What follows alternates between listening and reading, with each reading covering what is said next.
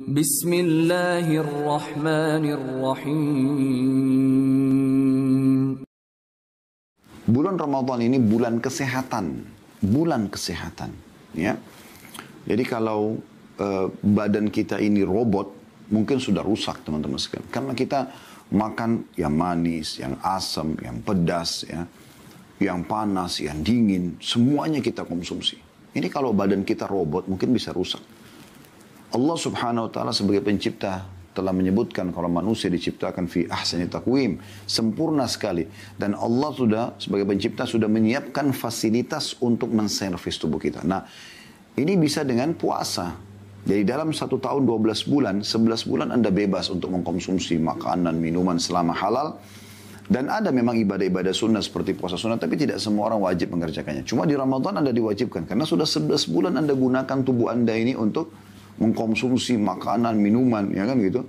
Maka Anda butuh servis. Makanya teman-teman melihat hasilnya di saat tiba Idul Fitri, kita silaturahim ke rumah keluarga, seperti Masya Allah tradisi kita di Indonesia, biasanya kita silaturahim dengan keluarga. Baru makan beberapa potong ketupat saja sama sedikit kari ayam misalnya, udah kenyang. Kenapa kenyang? Karena perut kita sudah diservis. Usus kita sudah kembali normal lagi. Ya. Jadi demi untuk kesehatan. Ada satu orang di Saudi, teman-teman sekalian, dia tidak pernah mau puasa Ramadan. Pengusaha besar di Saudi, kisah nyata. Karena dia tidak mau puasa, maka dia selalu mengajak istri dan anaknya untuk safar. Di akhir bulan Sya'ban, kayak kita sekarang ini dia safar.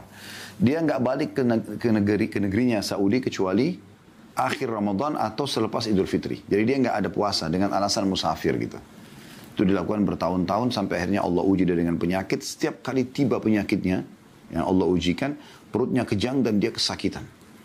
Karena dia punya harta banyak, dia keliling dunia teman-teman sekalian. Dia datangi semua dokter spesialis penyakit dalam, tapi tidak ada yang tahu penyakitnya apa. Ya.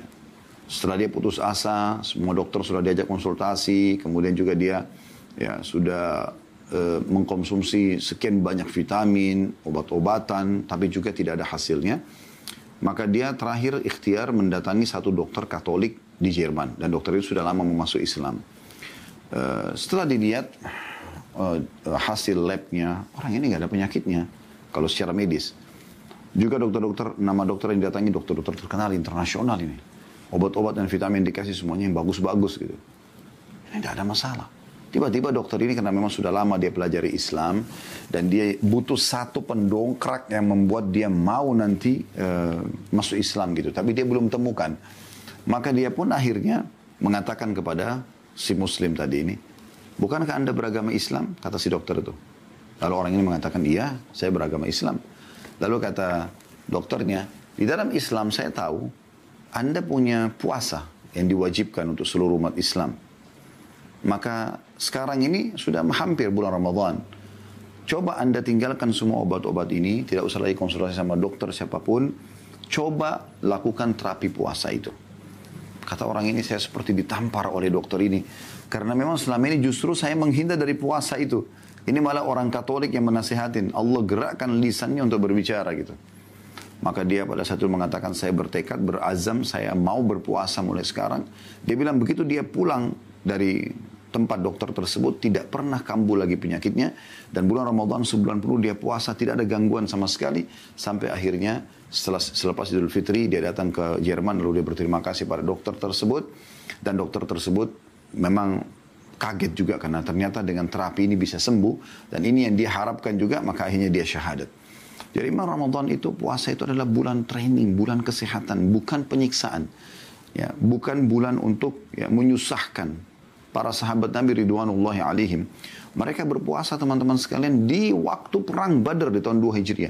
Tahun pertama disyariatkan Ramadan, ya, itu pas terjadinya ya, atau bertepatan dengan terjadinya perang Badar. Maka para sahabat berpuasa sambil berperang.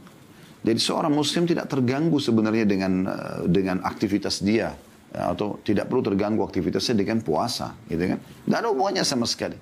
Dia tetap bisa ya, melakukan aktivitasnya. Bahkan innamal a'malu binniyat, semua sesuai dengan niat seseorang, gitu kan? Kalau Anda niat pada saat makan sahur, kayaknya jam 11 siang, sebentar saya lapar nih. Kayaknya saya haus. Nah niatnya sebatas itu. Maka nanti jam 11 dia benar akan merasakan itu. Dia akan lapar, dia akan haus.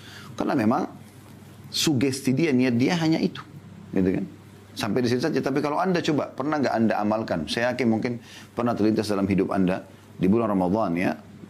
Anda niatkan, saya sahur walaupun cuma dengan segelas air, saya tahan sampai azan maghrib. Tahan kok. Bahkan kadang-kadang subhanallah pada saat buka puasa pun hanya minum segelas air putih atau teh manis dengan beberapa potong kue atau kurma, kita sudah bisa bertahan sampai selesai tarawih baru kita makan. Gitu kan? Saya kadang-kadang subhanallah di bulan Ramadan makan cuma sekali gitu. Karena selepas tarawih makan, itu udah masih kenyang, sahur pun tidak dibutuhkan. Paling cuma minum air atau makan beberapa butir kurma sudah cukup gitu. Ya. Maka Ramadan bukan atau pas Ramadan bukan bulan penyiksaan.